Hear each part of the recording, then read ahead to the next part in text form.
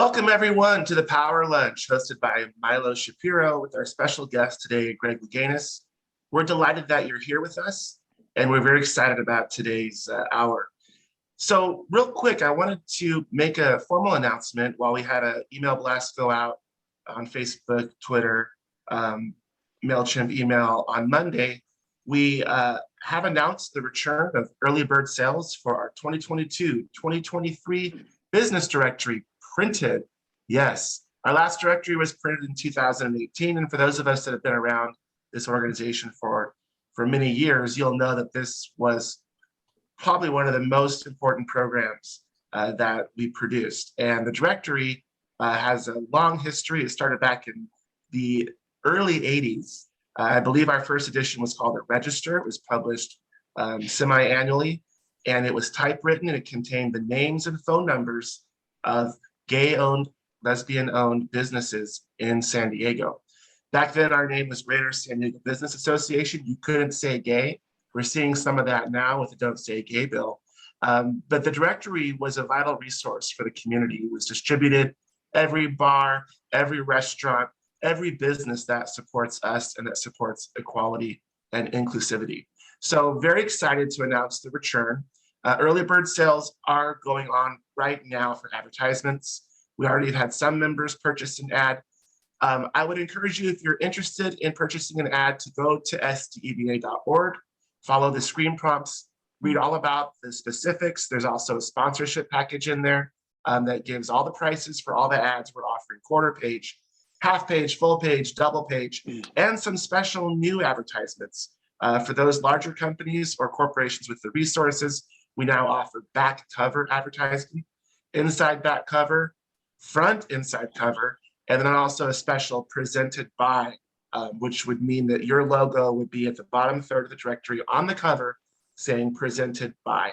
I'm very excited to have this opportunity to produce this directory for all of San Diego. It's not just us.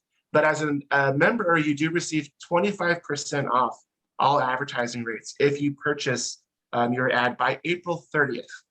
So there'll be a lot more communication. We're going to send out mailers. We have some in-kind media correspondence with LGBT-owned publications to get the word out to the whole community, because it has been 4 long years. During that time, the directory was online only. I've had a lot of positive feedback. We're very excited to produce this for you. And it's going to be unveiled at our Pride Mixer. And that's going to be announced very shortly. It's Pride Week. And then we're going to be distributing it at the San Diego Pride Festival in Balboa Park with our own dedicated booth on July 16 and 17. If you're interested in being part of that process, please be ready, as we'll be having a call for volunteers as Pride approaches. Very excited about our printed directory, and can't wait to see all the wonderful collaboration from everyone to make this a very special. I look forward to having that back on my shelf again. That'll be great to see again. I remember that's what got me into the organization once upon a time, was picking up the directory. And my tech problems are solved. Thank you for helping fill that time. And let's keep going. So we have already recorded. So we're going to start in 1. I went right past the 5, 4, 3, 2, and here we are. Welcome to the SDEBA Power Lunch. Can I get an SDEBA? Can I get a big hey from everyone?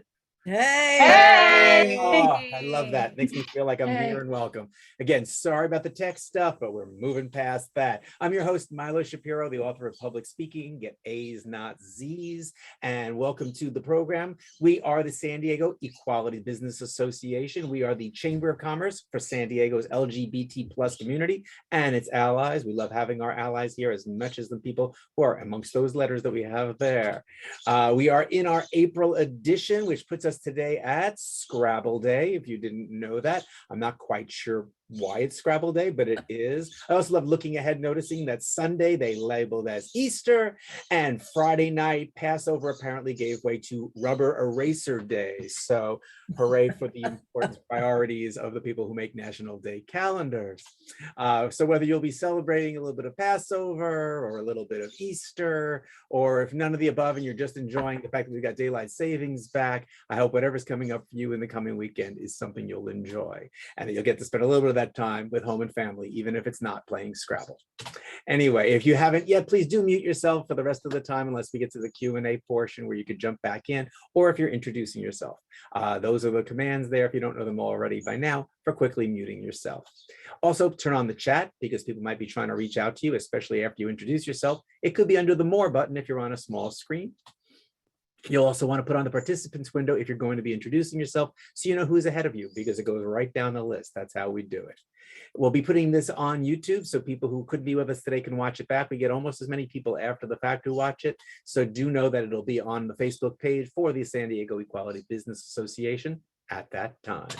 Our sponsor today is California Men's Gathering, who create great events since 1978 to bring men together to say, what is it to be a man in today's society?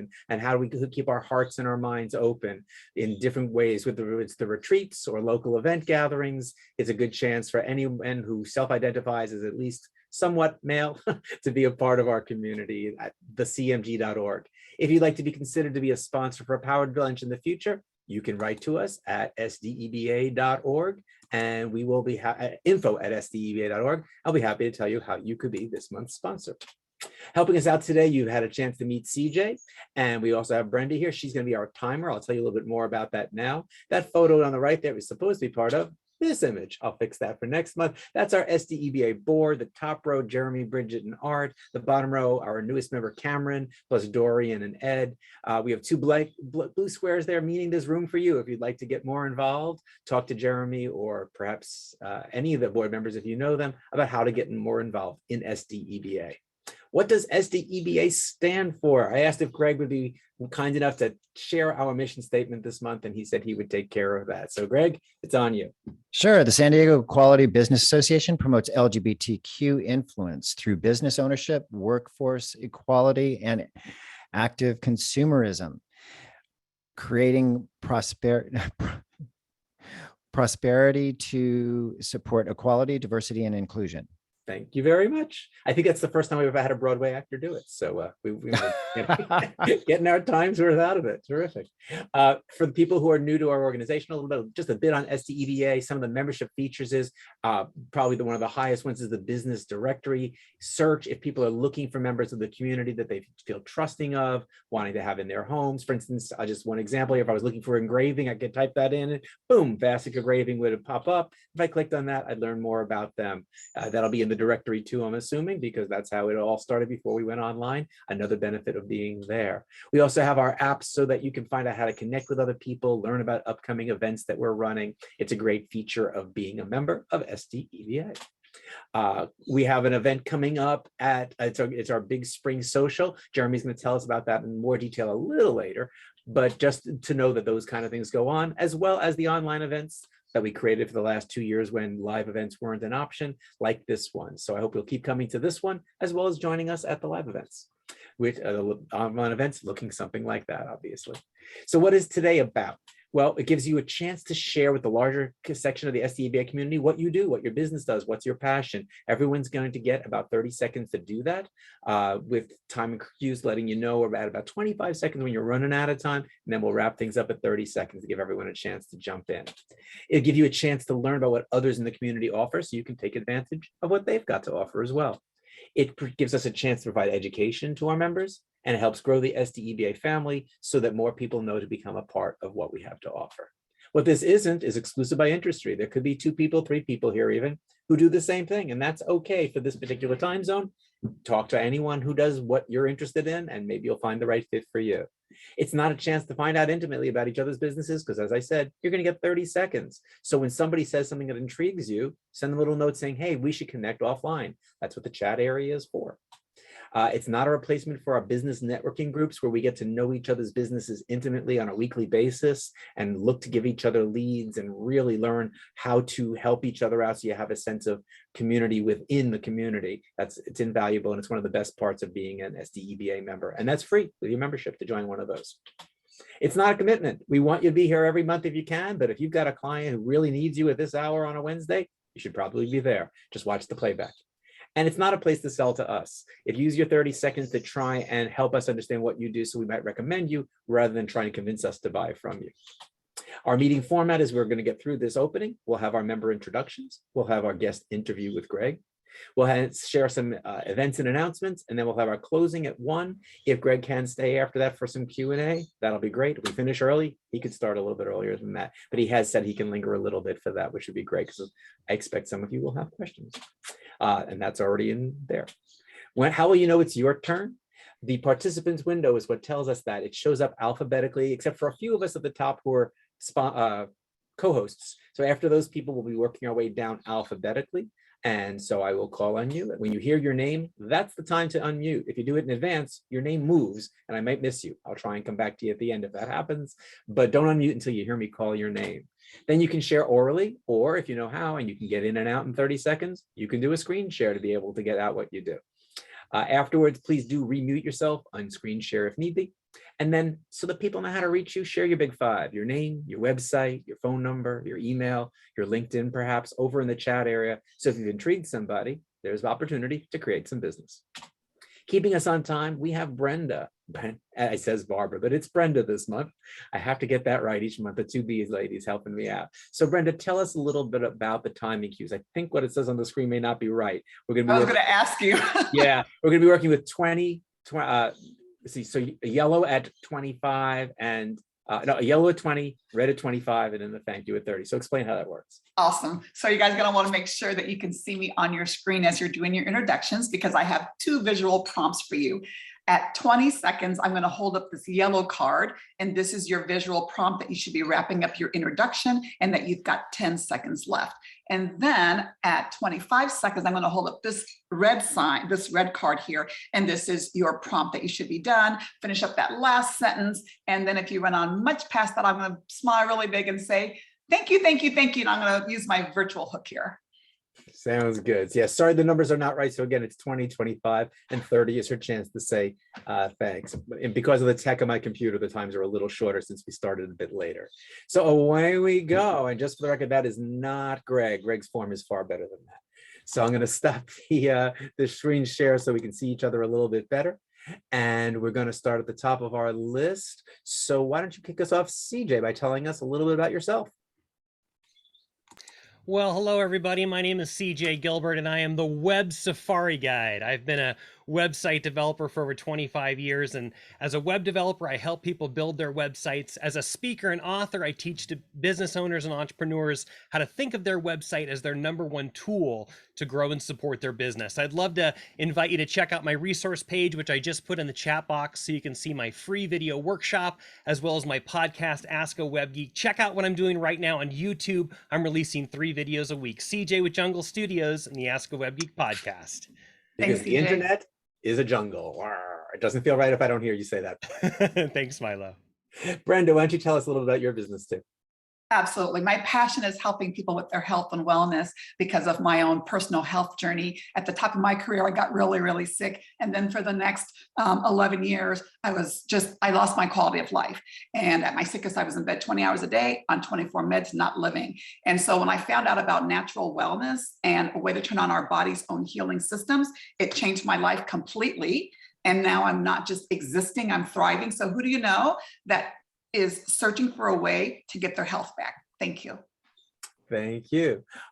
Jeremy, did you want to share anything about what's going on for you outside of SDEBA? Sure. Welcome everyone again. This is Jeremy Wilson. I've been president of this organization since May of 2019. Just a real quick blurb, Milo, I do have some additional announcements at the end, but you touched on our board of directors. Our board of directors interest portal is now open. Just go to sdeba.org. It's in the chat.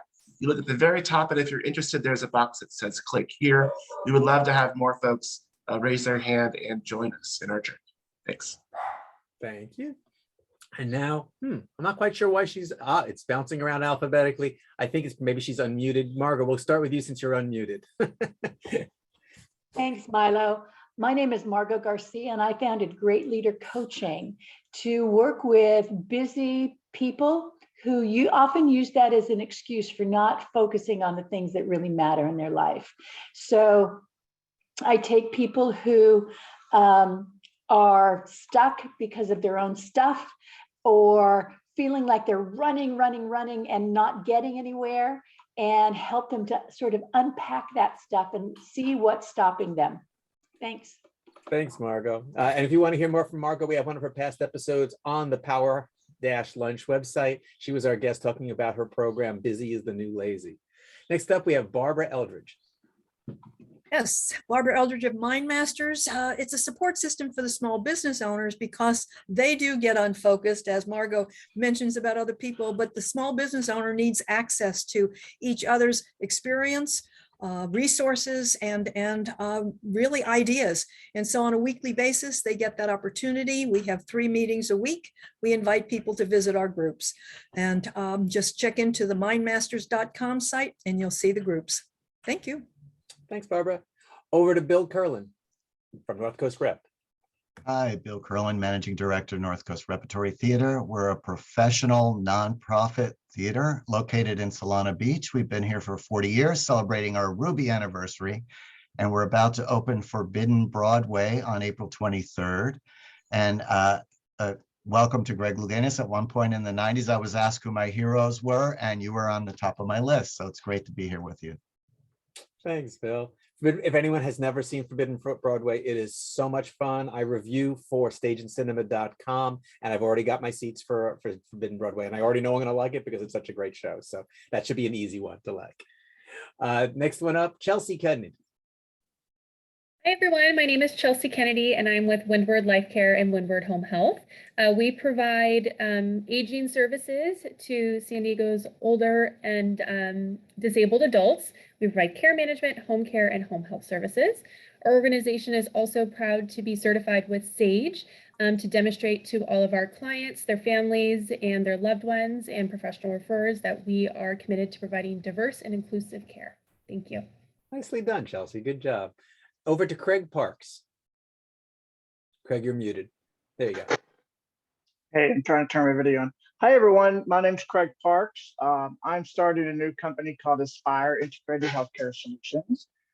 We actually build healthcare networks for businesses, small, medium, or large, that improves their healthcare delivery service for all their employees. And part of that is we're building a new mental health toolkit. We're launching some programs for the gay plus community in our area and abroad. So I hope you look at some of the things on our website. We're posting some new videos and promo things that we're doing, and we want to collaborate with all the members on this group. Thank you. Thank you. Okay, I'm going to go past Greg right now since we're going to spend a bunch of time together. So James Jerrigan, you are up next. Hi, I'm James Jernigan. I work for Bank of America Home Loans, but I work from home in Cathedral City. I'm also a member of California Men's Gathering, so that's how I know Milo. And because I'm a big fan of Greg Louganis and I saw this opportunity, I had to sit in on this. Hello, Greg. Thanks for being here, James. I caught the end in your last name as I said it wrong. And I'm like, he's going to say it right for me. Jernigan, sorry about that. I'm glad you could be here today. Janet Williams. Oh, no, sorry, in between, we had Jamie Daniels. Over to you. Hi, I'm Janet Williams. I am the owner of Good Day Media, and I'm the author of 3 books, You Don't Ask, You Don't Get, and 2 lesbian romances, Superior, and the recent released Talk to Me. I can help you with your personal and professional writing and editing needs, including manuscripts and pretty much anything else. Thanks. Sorry if I jumped in. That's okay. It was my fault for getting the names backwards. Two letters so close. I really recommend Don't Ask. If you don't ask, you don't get as a book. It was life-changing me to start that mindset. I probably never would have had the guts to write to Greg Louganis and ask him to be on the show if I hadn't read You Don't Ask, You Don't Get. So heading over now backwards to Jamie Daniels. Hi. My name is Jamie Daniels with Daniels Property Management, and we're a family-owned full-service property management company where we combine over 40 years of experience with advanced technology to manage single-family homes, multifamily homes, and we manage them and service as if they were our own. We guide owners in financial decision-making to make sure that your income property is just that, income producing. Well done. Thanks so much.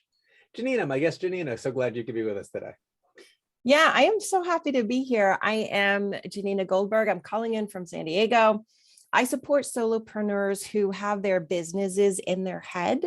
So I work with them while they are onboarding usually their first team members, like a virtual assistant. And I support in the process documentation, project and task management, and system development, and oversee the execution of this integration of the new way of working with Flow and as a team. Online business manager and business coach. Thank you. And again, feel free to always put your information, everybody, over in that chat so people can learn more about you. By the way, I know Margot and Janina from the Professional Coaches Alliance. So if we have people who consider themselves coaches in this group, talk to any of us offline about how to come to that wonderful group that we're a part of. All right, next up, I know Jim said to skip him. He just wants to listen to Greg. He doesn't want to talk, he told me. So the next person up is, oh, and Lynn Cooper also said the same thing to me. So the next person up is Paula Reeder. Well, hi, everybody. My name is Paula Reeder. I'm with National Processing Company. I am a merchant services provider / credit card processor. So my ask is if you know of anybody or you yourself could benefit from a free rate analysis to see if I could save you some money. And with my services, you have yours truly, myself, on your side, taking care of business for you. So Paula Reeder, National Processing Company. Thank you. Thanks, Paul. And Paul is super knowledgeable. She's in my business networking group. I've learned a lot about credit card processing from getting to know her. She knows her stuff. Rod Spear, you are up next. Hi, everybody. My name is Rod Spear. I work at the Westgate Hotel as a senior sales manager. Basically, we offer a meeting space or guest rooms. If you have any conferences or anything that you have guest room needs, give me a call. I'm your point person here. We also have a huge 40,000 square foot spa. So if you need a day to relax, that's what we're here for. So that's me, Rod Spear at the Westgate. Good to see you again, Rod. Haven't seen you since the last live event. So good I know. to see you on the online one. Good to see you. Somebody just jumped in and I don't know if it's for real or not. PRRK, it's gone. Oh, no, you're there, but you're muted, Perky. Perky, you're muted. You are still talking, but you're still muted. So I need to go on to the next person. I'm sorry. Wait, I think she's just figuring it out. There you go. Oh, no, you hit it twice. You gotta hit it just once. Okay. Hi, I'm so sorry. My name is Gina Diamore with Loves Accounting, and I invited a bunch of people that apparently personally knew Greg Louganis. He actually, I guess, used to actually compete against Rob Kane. Oh, wow. Well, that's great. Well, I hope some of them jump in at some point there. I hope Greg heard that too, that some of your competitors wanted to be here today. How cool. Well, thank you very much. Thank you. Sorry to join late. Sorry about the mute button. You might want to change your name because I don't know what PRRKI is. I didn't know who I was calling on. Yeah, a new computer is what that is. Thank you. Okay. Up next, we have Cher Krieger, one of our immigrants. She's out in Las Vegas now, but she was a San Diego. Cher, you want to say anything? Not unmuting, so maybe she's just listening in today. Again, now living. Hey, Milo, just saying hello to everybody. Okay. First chance I had to speak to you since the big move, so welcome. There you go. We'll talk soon, honey. Okay. Todd Kazin, you are up next. Remember to mute. Yes. Good morning. My name is Todd Kazin with Consolidated Concepts. Our motto is we are your total print resource. What that means is if you need something printed, for the last 20 years, we've been able to provide our clients with anything that needs to be printed. That could be anything from ink on paper to promotional products. So if you need something designed, printed, or mailed, we are your source to get it done, which is why we're called your total print resource. That's it. Thanks, Todd. I'd hold up the brochure that he printed for me, but it's in the other room, but he did a nice job. Our last one on our list, Will Bowers. I'm Will Bowers in Oceanside, California, and with Legal Shield and ID Shield, our company allows people, families, individuals, and small businesses to have access to top-rated law firms without the high hourly cost for issues from the trivial to the traumatic. We don't think you should have to check your wallet before you check your rights. And also, since identity theft is the #1 complaint to the FTC for 20 years in a row, if you know anybody who needs legal help or identity protection, I'm the one to call. And I cut my swim short so I could be here to see if anything is today. You'll get more out of it by osmosis than you would have by putting yourself in the pool, I think. Terrific. Is there anyone, as the names did bounce around a little bit, that I missed? I don't want to skip anyone. Not seeing any hands up. Okay, good. Then we covered everyone. And with that, we'll move on to our interview of the day. So forgive my intro for being a little longer than usual. We have attendees here who will know every word of what I'm going to tell you. And I had a 30-year-old who, when I said who my guest was and how excited I was, he said, I know that name from somewhere. Where have I heard that? So we have the gamut. So my guest today is probably the most famous person to ever grow up in El Cajon. I think we have that. And by the age of 3, he was practicing dance, aerobics, and gymnastics, competing and giving live performances, but it was diving where he showed the most promise. At the unusually young age of 16, he took place in the 1976 Summer Olympics in Montreal, where he placed second in the tower event. And we're going to talk more about that later. 2 years later, he went on to win his first world title in the same event with his help of his coach, Ron O'Brien, who played a big part in his life. Greg's one of his favorite, so it was a favorite for the gold in the 1980 Summer Olympics in Moscow, but some of you will remember that America ended up boycotting those Olympics and he was not able to participate. But further determined, he worked hard for the next 4 years, where at the 1984 Los Angeles Olympics, he won gold in both the springboard and diving tower events. And that's when most people would retire. But his greatest wins and controversies actually lay ahead in the next 4 years. At the 88 Seoul Olympics, he struck his head on the springboard during the preliminary rounds, leading to a concussion and an open wound that needed immediate stitches. Yet he competed in the preliminaries after that in the same Olympics, despite the injury, went on in that Olympics to win 2 gold medals in the days ahead. That injury, though, was more than a source of pain. In the previous year, Greg had learned that his partner Jim had AIDS and that he himself was HIV positive. This was at a time when the only semi-treatment was the monotherapy AZT, which we now know was no kind of long-term solution. After Greg came out publicly as HIV positive in 1995, he stated that during the ordeal, he was paralyzed with fear that he would infect another competitor or the doctor who treated him. Ultimately, no one was infected. And we now know that if any blood had even gotten into the pool, it would have been tremendously diluted and the chlorine would have taken care of anything left. But Greg struggled with that guilt for a long time. His 1996 book, Breaking the Surface, spent 5 weeks at #1 on the New York Times bestseller list and became a classic TV movie where he got played by rising star Mario Lopez. In the book and movie, he was tremendously candid about his neglectful and sometimes cruel father, his bouts with depression, his mental and sexual abuse that he withstood from Jim in that relationship, and how hard he pushed himself to win at cost to his own self in many ways. So by the way, if I look a little tired today, it's because I rewatched the entire movie last night until 1 a.m. to refamiliarize myself with it from 1997 when I first saw it. And it was worth it. So with that, Greg Louganis, welcome to the Power Lunch.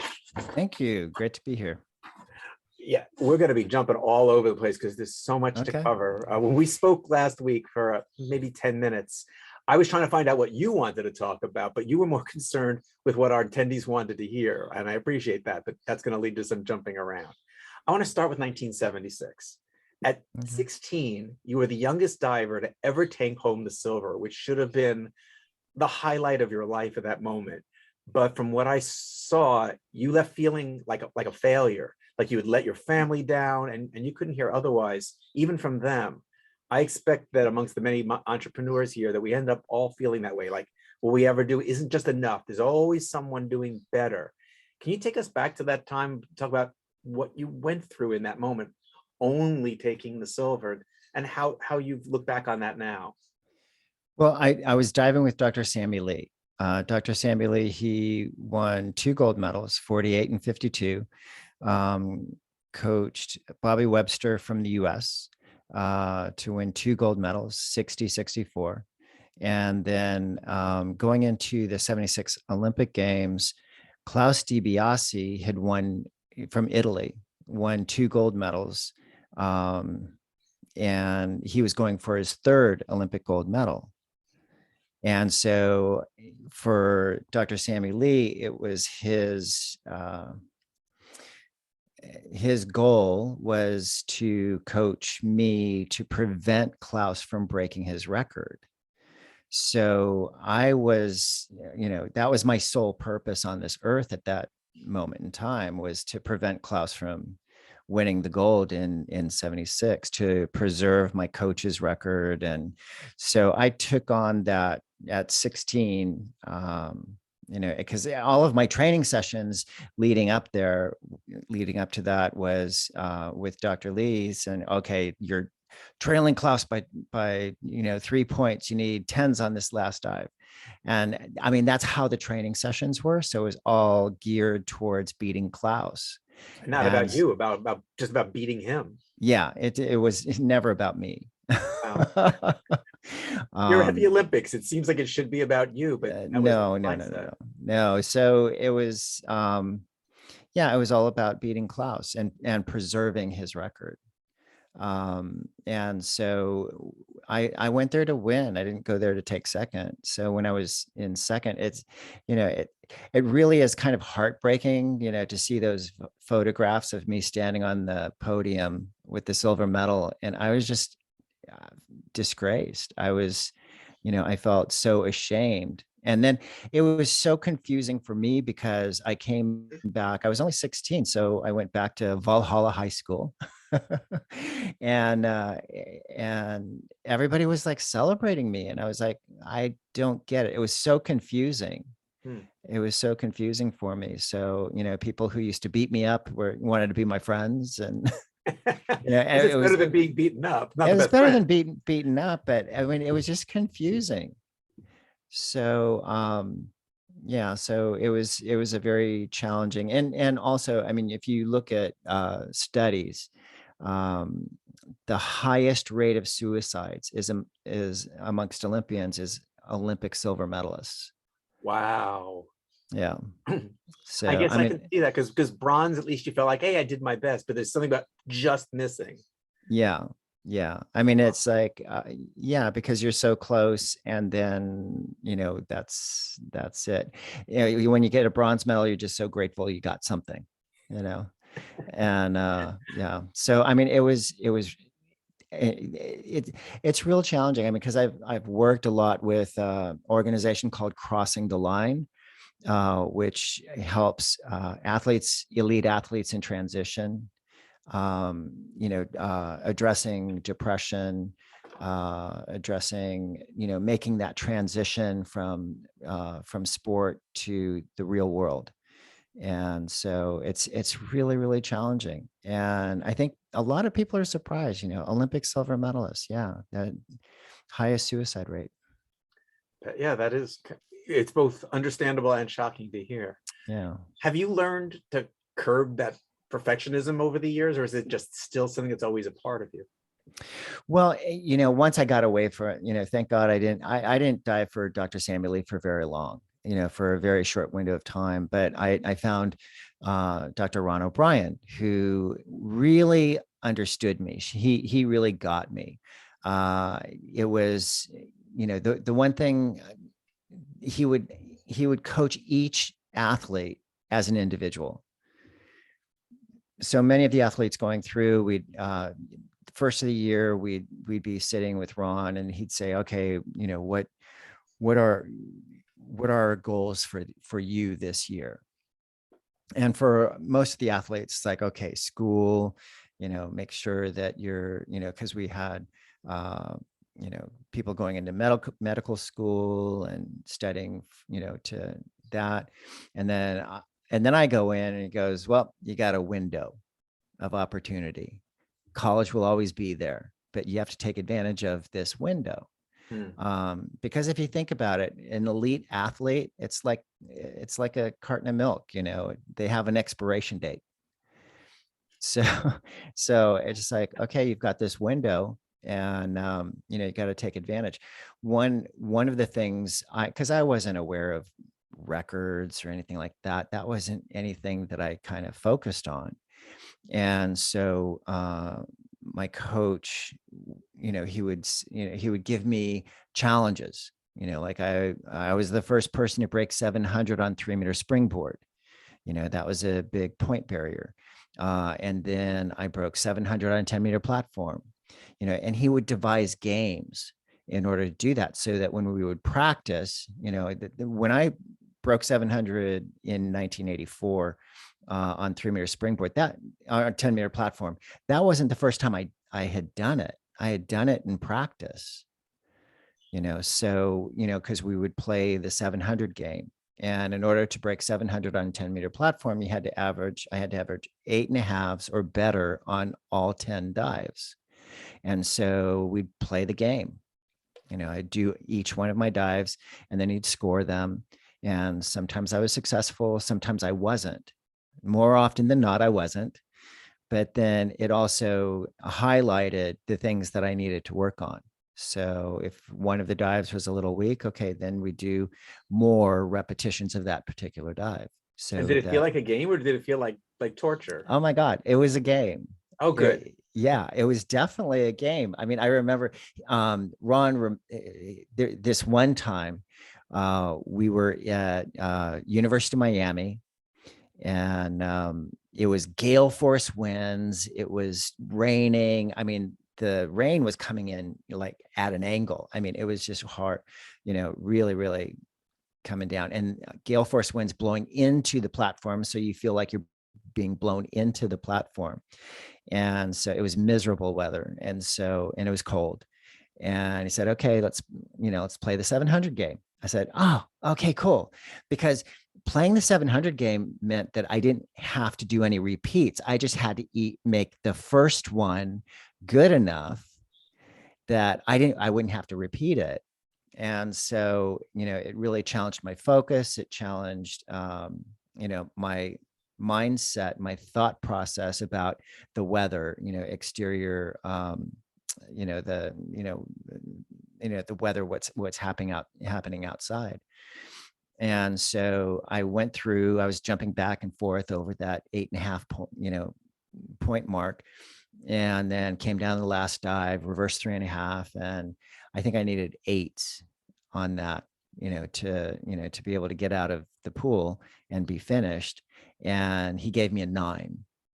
And so I finished that workout, and it's like, oh, cool. So I just went through one a piece of my dives. So that's only 10 dives.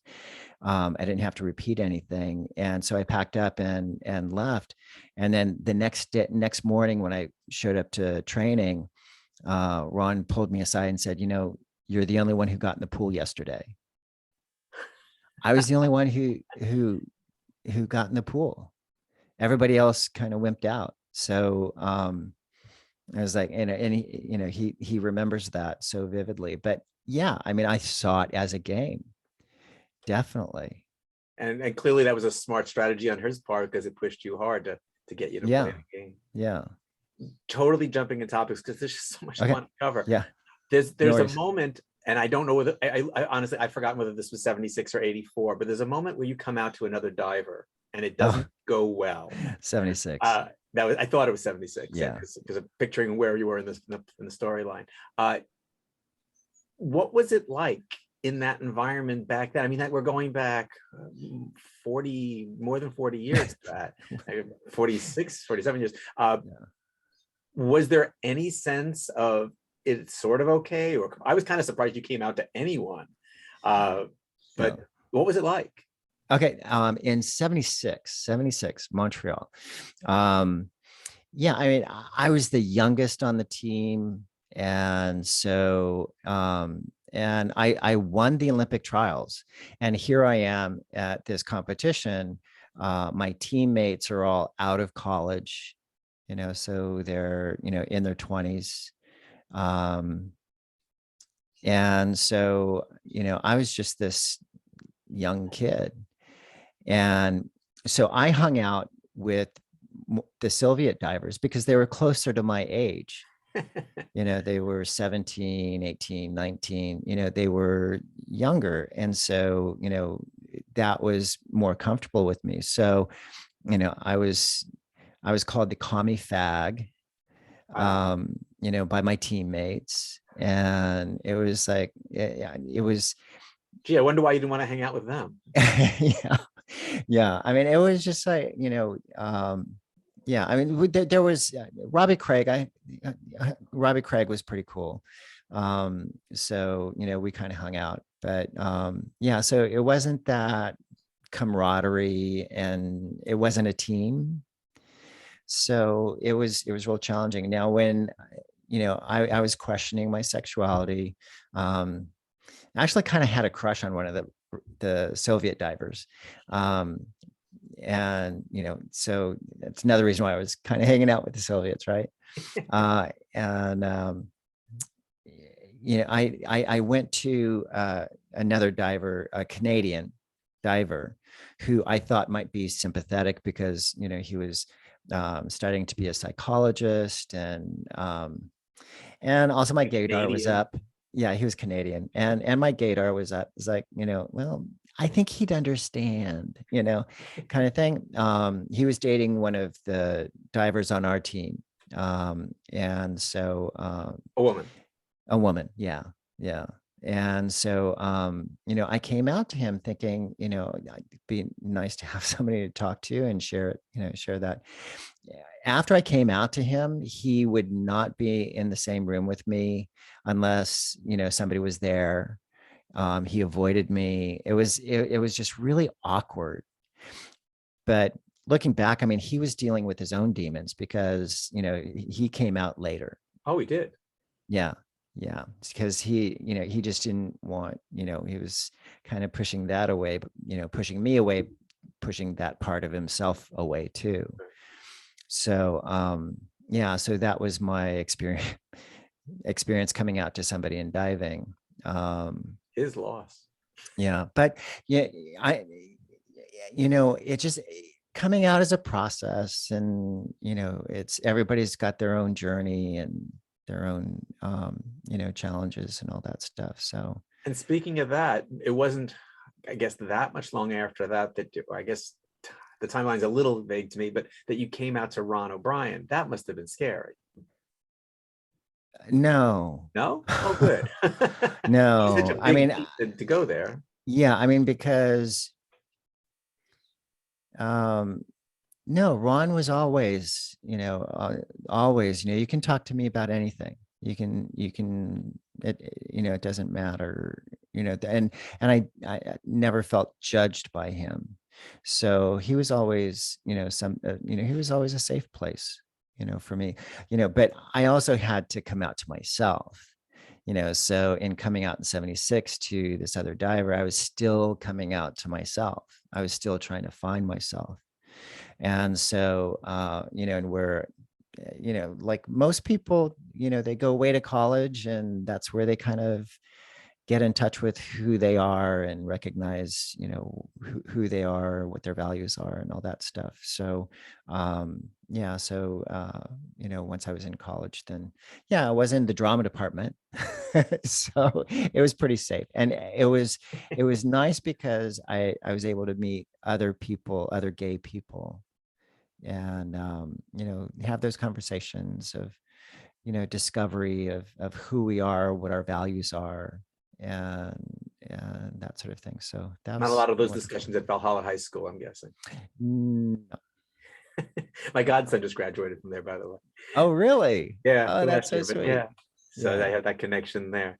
After two different Olympics, 84 with gold, actually, 76 also, but still, you really were in the public eye more after 84, and then everything that happened in 88. Yeah. And so you were poised to be a total endorsement leader. I mean, there was clearly this was the moment to make that switch, and it did not go the way you hoped.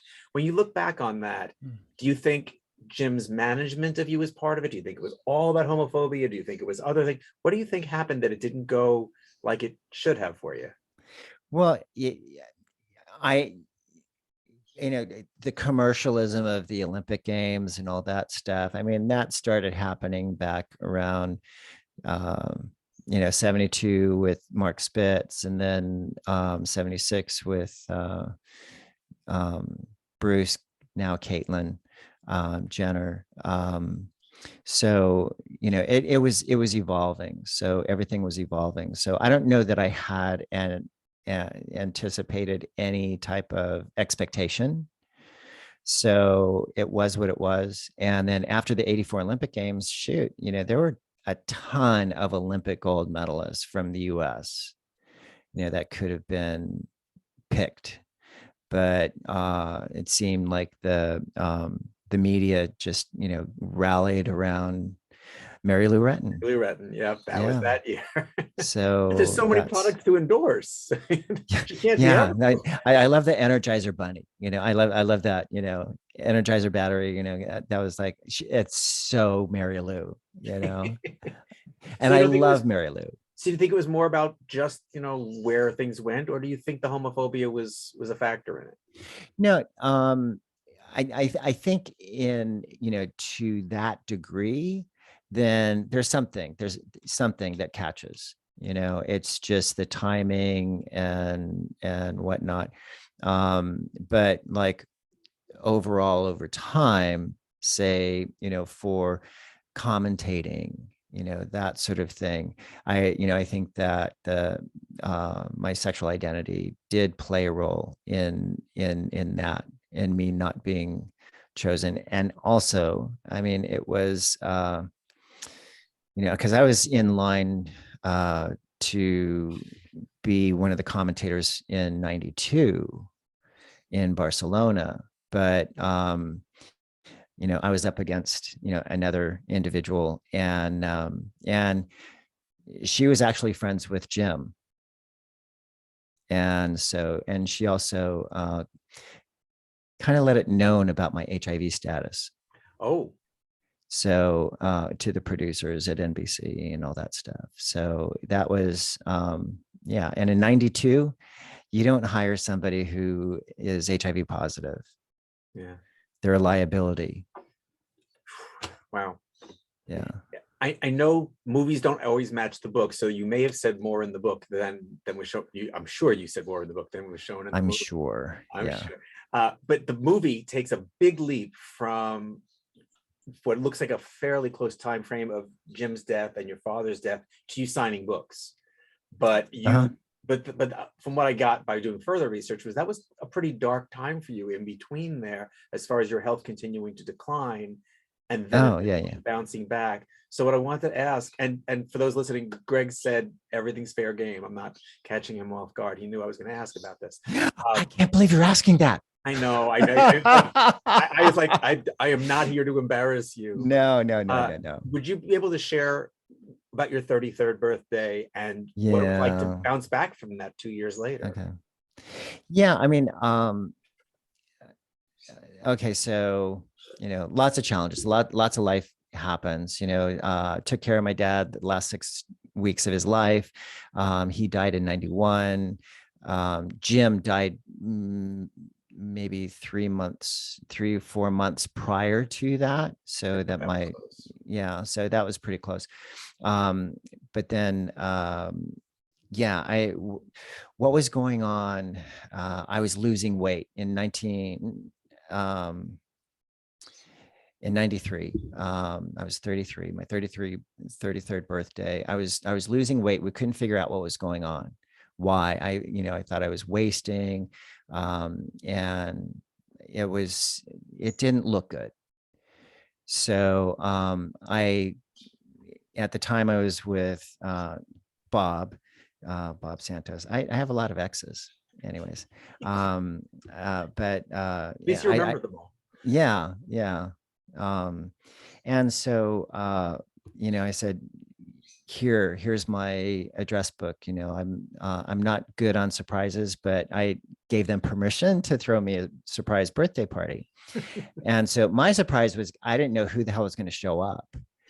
And so they, took my address book and invited all these people. And it's like, oh, it was such a trip because there were areas of my life. I compartmentalized my life. So, I even had, when I was doing Equus, one of the actors who played Dr. Dysart in Equus, he says, I know Greg Louganis, the actor, but I understand you dive as well.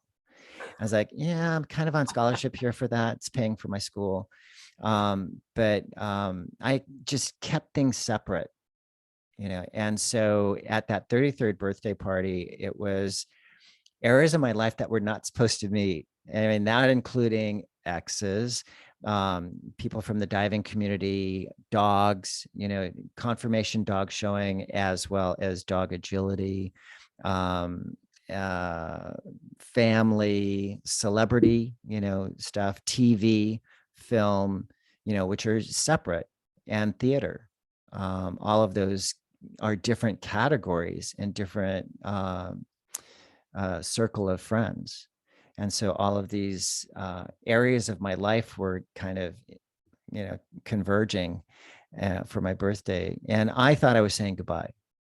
I honestly believe that I was just saying goodbye to everybody because I thought I was on my way out. Shortly after that birthday, I flew to Florida because that's where my cousin, who was a doctor, he checked me into a hospital under an assumed name. I paid cash for all of my treatment. What they found was it was fungal infection in my colon. And so they got me on the proper medication and I was fine. Oh, I'm wow. here. So I'm not still even here. HIV related, let alone wasting. Yeah. Yeah. I mean, I don't know if it was due to a compromised immune system. I don't know. Who knows? I mean, it is what it is. You just kind of deal with it. So I had thought it was that it was getting on the cocktail. That was what everything changed for you. But actually, it sounds like the fungal treatment kind of gave you a new renewed life. Well, that was something that happened. And then, as time was going on, because the virus becomes resistant to over time, to the various medications and, the types of treatments. And I was going along. And oftentimes my doctor would say, okay, this is your last, the last chance, medication that's coming out, and it's like, oh, okay, whatever, but I'm still here. There must have been a point where you kind of got that, I'm gonna still be here. I got 40, 50 years left in me. No, it didn't matter to me. It didn't matter to me. Huh. No, I've dealt with my death. I mean, I don't, it'll just be in another event. Yeah. I suppose so. Wow, that's quite a way of looking at it. But it maybe makes it easy present now. Yeah, I mean, because you appreciate that, where you are right now. You're not, thinking, oh my God, I want to be so and so. I want to have so much money in the bank in 10 years or anything like that. It's like, no. I mean, just appreciate where you're at right now. Sort of new topic. In this place where you are now, with this so far in the past and yet always a part of your past, I know you feel really passionate about LGBT and especially lately the T part of that in sport. Yeah. I want to give you a chance to talk about that. Yeah, I mean, it's just really interesting because, with Leah Thomas coming, being so highlighted in the press. I was on a panel a number of years ago. Kristen Worley, she was a Canadian cyclist. She should have been the first transgender XY female to compete in the Olympic Games, but there was a lot of things that went wrong with that whole inclusion process by the IOC. And so actually Kristen just had a reconciliation with the IOC, and so much of the information that's coming forward, is information that we knew. It's just that the IOC had to admit that they made a mistake, and the IOC is not, like many big corporations, and they don't like admitting that they made a mistake. And what was the mistake? I just want to make sure people get it. Well, it's the whole idea that there is some sort of advantage for an XY identified female in transition, that if they go through puberty and testosterone, and that is an advantage. Which, I mean, they're going to prove that is incorrect. It's false.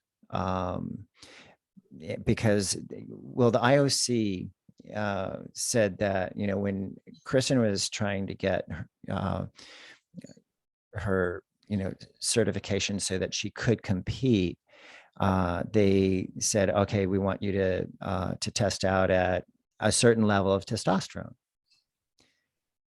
And she kept asking, where's the research in that? How, what is, where did this number come from? Yeah. And they couldn't answer it. It was just a made up number. It was not, there was no basis in research or, understanding. And so, basically when Laura from New Zealand, the weightlifter, transgender XY female who competed in this past Olympics, Kristen's concern was that she not hurt herself, because Laura, assumed that those numbers were researched and identified as safe.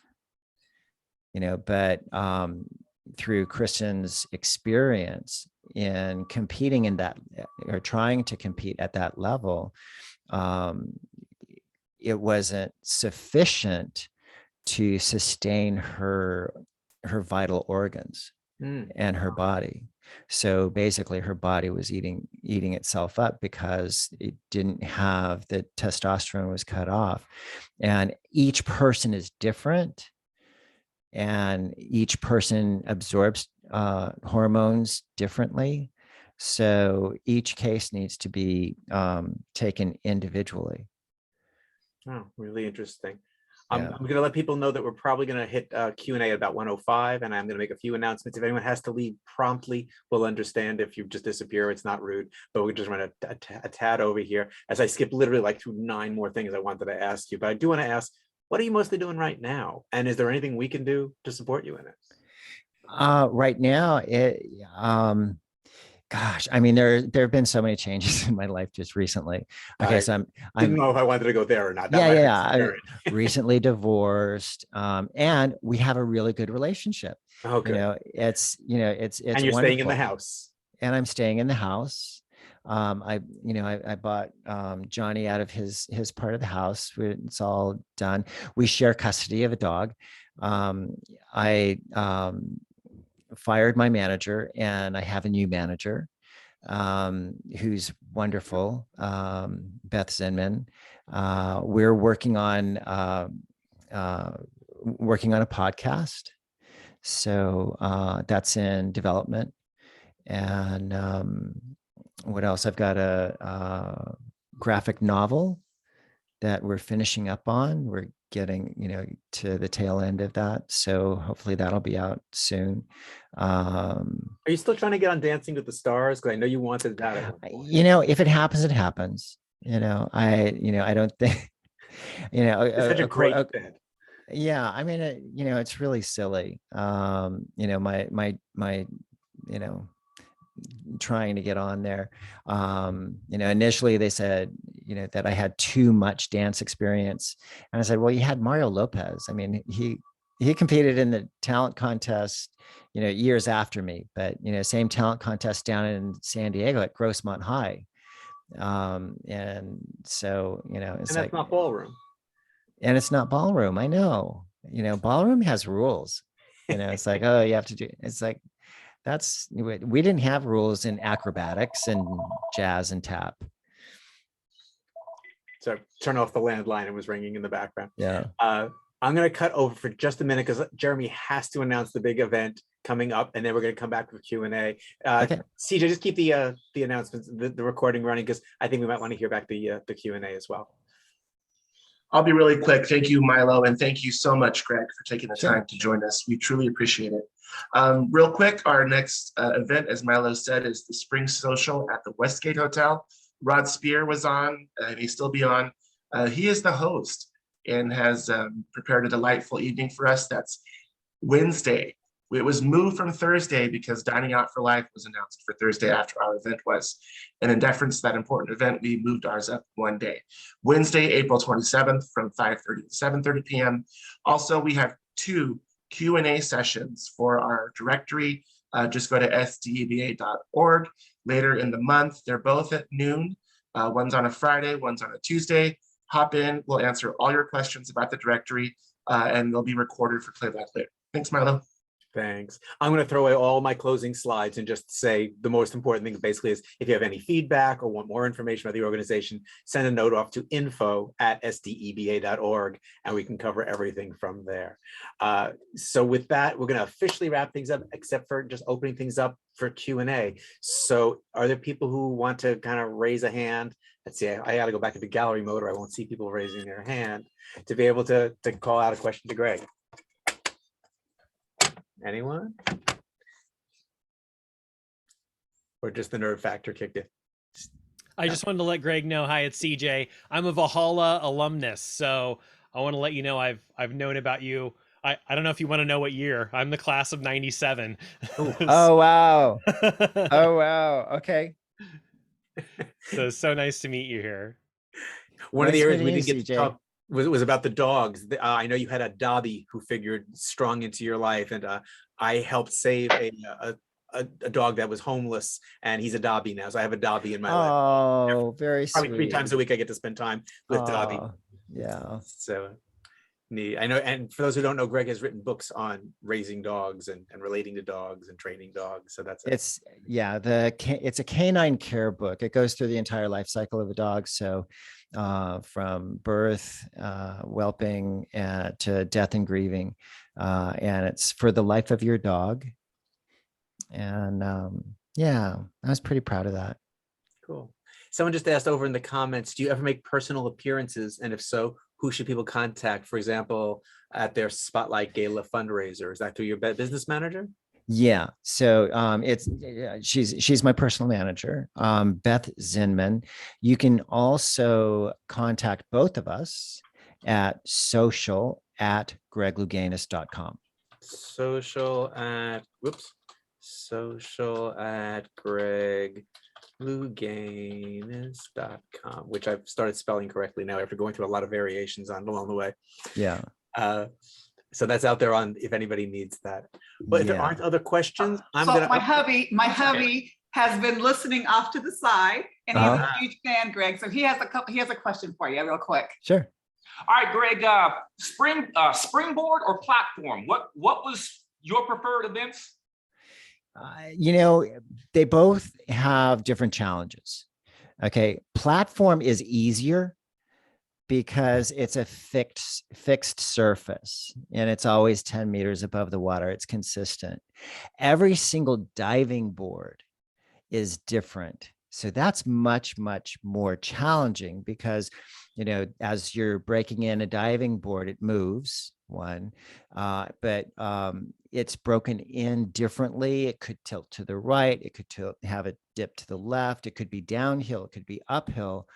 So you have to make those adjustments in your approach to each dive, the angle, in which you're taking off of, and also the timing of it. Some boards are slow, some boards are fast.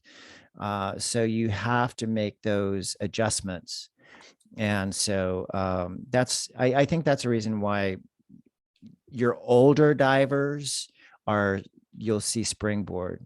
The younger divers, platform. What this last Olympics, the girl was 14 years old from China. Just crazy. It's so insane, but it's consistent. It's, you don't have to worry about the nerves and all that, because when you start adding the stress on top of that and the performance anxieties and all that, you factor it in, and then finding the rhythm of the board, it's really challenging. And that's the one thing that I tell all of the athletes and performers that I work with is that you want to center, get in touch with your breath, and find the rhythm. Everything has a rhythm. Everything has a rhythm. Comedy has a rhythm. Drama has a rhythm. Any type of dance, boards have their own rhythm. So it's just, kind of getting into finding that rhythm that's going to work for that moment in time. Thank you, sir. Sure. All right. Well, with that, if I don't see another help, Will Bauer jumping in. Yeah, I just was interested in finding out in terms of the performing career at that time as well. Because my life is all besides business. I'm also an actor as well. But how did the coming out and all that affect that? And did you find that once you were doing that, were you relegated to certain roles, or were starting to be able to transition? What was your Well, I mean, okay, performing is performing. It doesn't matter if it's on a diving board. It doesn't matter if it's on stage. It doesn't matter if it's on a podium giving a speech. Performing is performing. So, I mean, that is, definitely the one thing. The one thing with acting, it was great to, to be able to hide behind other people's words, and that was, for me, that was kind of a safe haven too. When I was diving, the pool was my sanctuary, and then in my acting, rehearsal, the stage, that was a safe place because a safe place to play, because then I could get into the various characters. So it was almost like, putting on a new costume, putting on a new persona. That was, and that was kind of like the process for me coming out about my HIV status. Was I was doing Jeffrey in New York at Minetta Lane Theater for 6 months. And each night I played Darius, and each night I was able to kind of play with my fantasies, but also confront a tremendous fear for me because Darius dies. And as far as I was concerned, delivered the most poignant message to the lead character, Jeffrey, when he turns to Jeffrey, his ghost, his spirit comes back and tells Jeffrey to hate AIDS, not life. And so that was kind of my journey into embracing and accepting, that path of coming out about my HIV status. And although it's impossible, as far as I know, to see you in that role, if anyone here has not seen the movie Jeffrey, the movie is still just wonderful with Brian Batt. Yeah. Brian Batt. I replaced Brian in New York, and it was so funny because I went and auditioned, and of course my theatrical manager, Mitch Weiss, I think he had his sights on either playing Jeffrey or Steven, the one of the leads. Right. And then I auditioned for Chris, and then I flew home. And then by the time I got home, Mitch called me and said, "Oh, got some good news and some bad news." I said, "What's the good news?" He said, "The director wants you." I said, "What's the bad news?" He said, "He wants you to play Darius." I said, "Oh my God, that's awesome." Because That ain't bad news. That's the role that I wanted. Yeah. That's the role that I wanted, because I didn't want to have to, memorize that many lines and and work that hard, and also, I mean, that was the character that I identified so closely with. Neat. Yeah, that made so much sense. Oh, I bet that was a wonderful time to be a part of that. Yeah. All right. Well, we want to respect your time, Greg. Thank you so much for generously being here and all the emails back and forth. I hope we can keep in touch. I felt like I made a friend today. Oh, for sure. Definitely. All right, everyone. Can't tell you who next month's guest is because I've been so focused on this one. I have not looked at May at all, but we'll have someone great, I'm sure, because we always manage to find someone who's informative or interesting to be with us. So thank you all for being with us today, and we'll see you at the next meeting and hopefully at the live social. It'll be good to see a lot of you there. Take care. Thanks, Greg.